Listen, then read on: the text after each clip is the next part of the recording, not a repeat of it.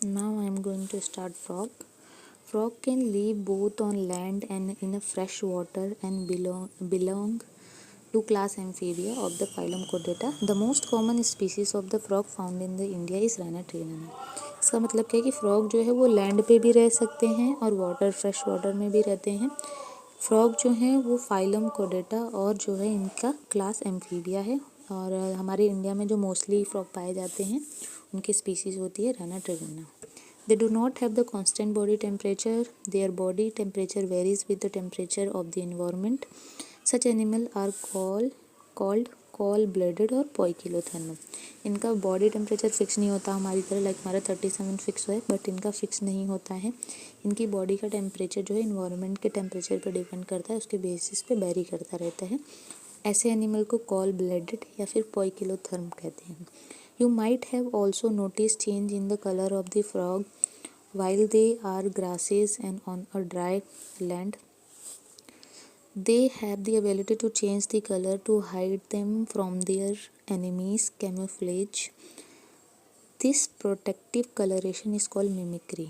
जो फ्रॉग होते हैं वो अपने स्किन का कलर जो है वो चेंज कर लेते हैं जहाँ पर वो रह रहे हैं उसके बिहाफ पे, लाइक वो लैंड पे रह रहे हैं तो उसके कलर की अपनी स्किन को कर लेंगे। अगर ग्रासेस में है तो वहाँ पे उसकी तरफ से अपना स्किन जो है ग्रीन कर लेते हैं, तो इसे कैमोफ्लेज भी कहते हैं या इस प्रोसेस को मिमिक्री कहते हैं।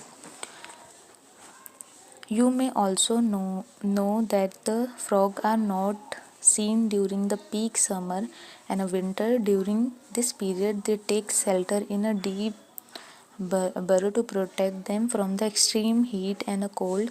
This is known summer sleep estivation and a winter sleep hibernation respectively. It means कि जैसे ये बहुत ज़्यादा गर्मी या सर्दी में हमें देखने को नहीं मिलते हैं, ये ज़्यादातर मोस्टली हमें रेनिंग सीजन में मिलते हैं। रीज़न क्या है कि बहुत ज़्यादा गर्मी या सर्दी में खुद को बचाते हैं और इसके लिए ये बरो यानी डीप गड्ढे बनाते हैं और उसके अंदर ही जो है रहते हैं। ठीक है, अगर ये समर स्लीप की बात करें, ठीक है, तो इसे एस्टिवेशन कहते हैं। विंटर में अगर ये बरो बना के रह रहे हैं यानी गड्ढे बना के तो इसे हाइबरनेशन कहेंगे। अब है morphology of frog. Have you ever touch the skin of frog? The skin is smooth and slippery due to the presence of mucus. The skin is always maintains in a moist condition. Frog का skin आपने कभी touch किया? अगर आप touch करेंगे frog का skin तो वो मॉइस्ट होता है और स्लिपरी जैसा होता है, फिसलता है। ठीक है, ड्राई नहीं होता है लाइक हमारा या फिर स्नैक का, इन सब का जो है ड्राई, रेप्टाइल का बेसिकली ड्राई होता है स्किन, बट इनका जो है मॉइस्ट होता है फ्रॉग का। The colour of dorsal side of the body is generally olive green with the dark irregular spot on the ventral side. The skin is usually a pale yellow. अब इनके जो skin का colour है ये इनका dorsal side है और ये इनका वेंट्रल साइड है। तो जो डोर्सल साइड होता है वो ऑलिव ग्रीन कलर का होता है और जो इनका वेंट्रल साइड होता है वो क्या है, पेल येलो कलर का है। और कुछ इरेगुलर पैचेस भी आपको दिख रहे होंगे इनके स्किन पे डोर्सल साइड में। ठीक है, frog never drink water but observe through the skin. Frog कभी पानी नहीं पीता है, कभी आप फ्रॉग को पानी पीते नहीं देखेंगे ना, जिससे हम पीते हैं, ये अपने स्किन के थ्रू ही पानी को ऑब्जर्व कर लेते हैं। Body of frog is divide into head and trunk. A neck and tail are absent. Above the mouth, a pair of nostrils is present. Frog की बॉडी दो पार्ट में डिवाइड है, हेड और इनका ट्रंक हो गया। इनके पास टेल नहीं होता है और इनके पास नेक नहीं होता है। ठीक है, इनके माउथ के ऊपर दो नोस्ट्रिल यानी इनके माउथ के ऊपर दो नोस्ट्रिल्स होते हैं। ठीक है, eyes are a bulged and covered by the nictitating membrane that protect them while in a water. Eyes जो होती है इनकी बल्ज्ड होती है और ये इनके ऊपर निक्टेटिंग मेम्ब्रेन होती है जो इसको प्रोटेक्ट करती है वाटर से। ठीक है, हमारे पास भी निक्टेटिंग मेम्ब्रेन्स होती है बट रिड्यूस होती है, नॉन फंक्शनल होती है हमारे पास। That protect them while in water.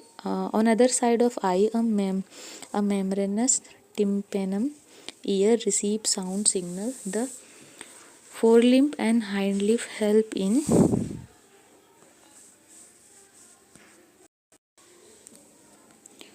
इनके पास जो है टेम्पेनम होता है, मतलब मेम्ब्रेनस टेम्पेनम होता है। इनके पास जो कान होते हैं वो, इनका टेम्पेनम जो है कान को बोला जाता है। इनके हमारी तरह नहीं होते हैं, जस्ट एक पॉइंट की तरह होते हैं जो कि सिग्नल को रिसीव करते हैं, साउंड सिग्नल को। ठीक है, ईयर पिन्ना बेसिकली इनमें नहीं होता है, हमारी तरह ईयर पिन्ना नहीं होता है, जस्ट टेम्पेनम होता है। ठीक है, और the four limb and hind limb help in the swimming, walking, lapping and the boring. जो इनमें फोर लिम्ब हाइंड लिम्ब होते हैं वो इनको स्विमिंग करने में, वॉकिंग करने में, ठीक है, तैरने में, चलने में या फिर गड्ढे बनाने में, इन सब में हेल्प करते हैं। The hind limb and is 5 digit and they are a larger and muscular than the four limb that end in the 4 digits। इनके जो हाइंड लिम्ब होते हैं उसमें 5 डिजिट्स होते हैं, ठीक है, एंड जो 4 लिम्ब होता है उसमें इनके 4 डिजिट होते हैं। नाम से भी पता चल रहा है। तो जो इनका पीछे का होता है इसे हाइंड लिम्ब कहते हैं और जो आगे है उसे फोर लिम्ब कहते हैं। हाइंड लिम्ब इनका मस्क्यूलर होता है, ठीक है, फोर लिम्ब इतना ज़्यादा मस्क्यूलर नहीं होता है। हाँ, फोर लिम्ब के कंपेयर में हाइंड लिम्ब जो है मस्क्यूलर होता है, लार्ज होता है।